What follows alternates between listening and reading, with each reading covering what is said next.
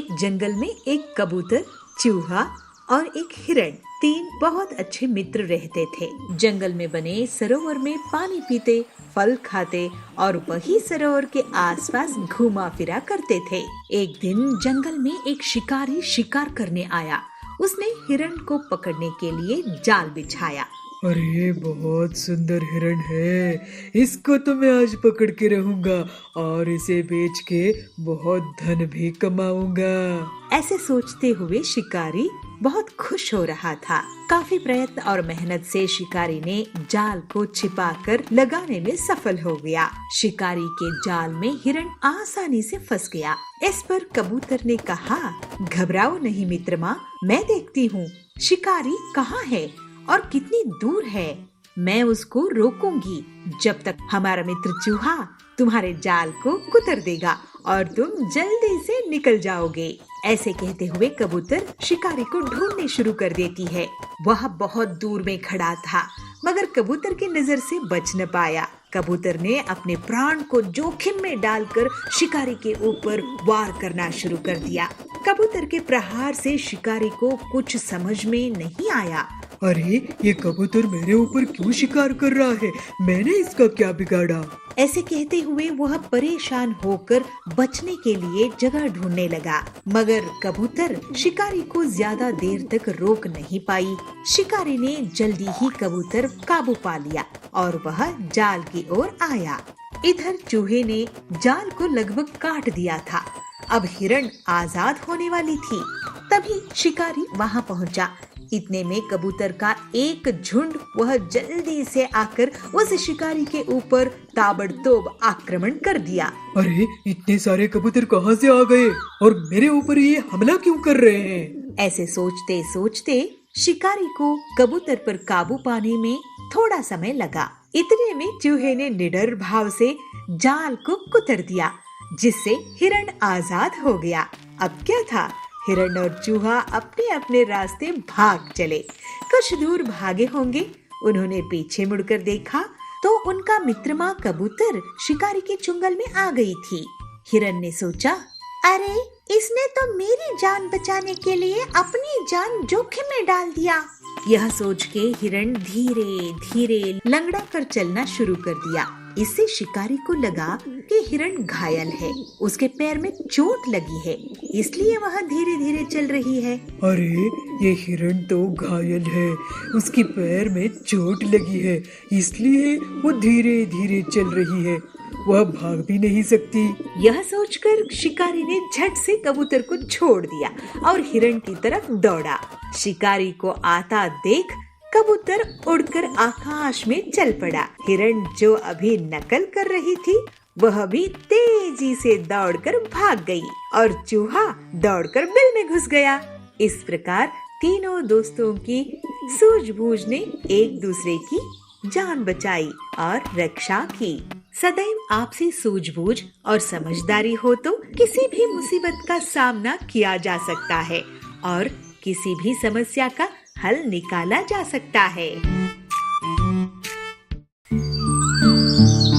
वंदनपुर में पीलू नाम की चिड़िया अपने बीमार पिता के साथ रहती थी। वो टोकरियां बनाकर जंगल में बेचा करती थी और अपने पिताजी का गुजारा किया करती थी। पिताजी, मैं टोकरियां बेचने के लिए बाजार जा रही हूँ, आप दवाइयाँ खा के आराम कीजिए। ठीक है बेटा, ध्यान से जाना, ज्यादा देर नहीं लगाना और हाँ, तुम भी खाना टाइम पे खा लेना। चलिए, आप ना आराम कीजिए, मैं चलती हूँ। ऐसा कह के पीलू चिड़िया टोकरियां बेचने के लिए जंगल चली जाती है। पीलू ऐसे पुकारती है, टोकरियां ले लो, टोकरियां, अच्छे अच्छे सुंदर रंग बिरंगी टोकरियां ले लो। तभी वहाँ पर सुंदरी कौवी पहुँचती है। पीलू उससे कहती है, सुंदरी बहन आओ आओ, ये लो टोकरी, अपने घर पे सजाना। यह टोकरी कितने की है पीलू? पीलू कहती है, सिर्फ 100 रुपए की है सुंदरी बहन, ले लो ना, बहुत मजबूत है। सुंदरी टोकरी को अच्छे से चेक करती है और 2 टोकरियां खरीदकर वहाँ से उड़ जाती है। पीलू बहुत देर तक वहीं पे बैठी रहती है। फिर वह सोचती है पूरा दिन निकल के जा रहा है मगर सिर्फ 2 टोकरियां ही बिकी है, इससे तो पिताजी की दवाई नहीं आएगी। मैं अब दूसरे जंगल में जाकर टोकरियां बेचती हूँ, शायद वहाँ पर कोई पक्षी खरीद ले। ऐसा सोचते हुए पीलू चिड़िया दूसरी जंगल की ओर चली जाती है। दूसरे जंगल में जाकर अपनी दुकान लगाती है। टोकरी ले लो, टोकरी, रंग बिरंगी टोकरी। तभी वहाँ पर बदमाश बास आता है और वह पीलू चिड़िया को छेड़ते हुए कहता है, अरे तुमने तो बहुत अच्छी अच्छी टोकरियां बनाई हैं। क्या इस जंगल में नई आई हो? तुम्हारे साथ तो कोई नहीं है, तुम अकेली हो क्या? बदमाश बास पीलू चिड़िया को तंग करने लगता है। अरे मुझे भी दिखाओ कैसी टोकरियां हैं। हा। इसको सुन के पीलू चिड़िया दुखी होकर रोने लगती है। बचाओ बचाओ, मुझे इस बास से बचाओ। पीलू चिड़िया बास से कहती है, अरे बास जी मुझे जाने दो, मैं तो गरीब दुकान वाली हूँ। बास उसकी एक नहीं सुनता और जोर जोर से हंसता रहता है। अरे तुझे कोई नहीं बचा सकता पीलू चिड़िया। हा। मैं तेरी सारी टोकरियां लूट लूंगा। लेकिन तभी वहाँ पर कालू कौवा पहुँचता है। कालू कौवा के साथ उसके 3 दोस्त भी होते हैं। वह सब मिलकर देखते हैं कि बदमाश बास पीलू चिड़िया को तंग कर रहा है और उस बास पर ये सारे मिलकर हमला कर देते हैं। बास पिटाई खाकर वहाँ से भाग जाता है। पीलू कहती है, आपका बहुत बहुत धन्यवाद, आपने मेरी जान बचाई। मैं तो यहाँ पे टोकरियाँ बेचने आई थी, लेकिन ये तो मेरी जान पर बनाई। अगर ये टोकरियाँ चोरी हो जाती तो मैं अपने पिताजी के लिए दवाइयाँ भी नहीं खरीद पाती। ये सुनकर कालू कौवा कहता है, अरे आप चिंता मत करो, ये टोकरियां मैं खरीद लेता हूँ। इस तरह पीलू चिड़िया सारी टोकरियां बेचकर खुशी खुशी अपने घर चली जाती है। ऐसे ही कुछ दिन बीत जाते हैं। अब कालू कौवा रोज रोज पीलू चिड़िया के जंगल जाता था। कालू कौवे को पीलू चिड़िया पसंद आने लगी थी। पीलू चिड़िया भी कालू कौवे को पसंद करने लगी थी। एक दिन कालू कौवा पीलू से कहता है, पीलू मैं तुम्हें बहुत पसंद करता हूँ, मैं तुमसे शादी करना चाहता हूँ। पीलू शर्माते हुए कहती है, हाँ कालू, मैं भी तुम्हें बहुत पसंद करती हूँ, लेकिन मैं अपने पिताजी को छोड़ नहीं सकती। मेरे पिताजी बीमार रहते हैं, मेरे सिवा उनका कोई नहीं है। ये सुनकर कालू कौवा कहता है, अरे बस इतनी सी बात। अरे शादी कर तो मैं तुम्हारे पिताजी का भी ख्याल रखूंगा, वो हमारे साथ ही रहेंगे। ये सुनकर पीलू बहुत खुश हो जाती है। थोड़े दिन के बाद कालू कौवे और पीलू चिड़िया का विवाह हो जाता है और वह दोनों खुशी खुशी जिंदगी बिताने लगते हैं।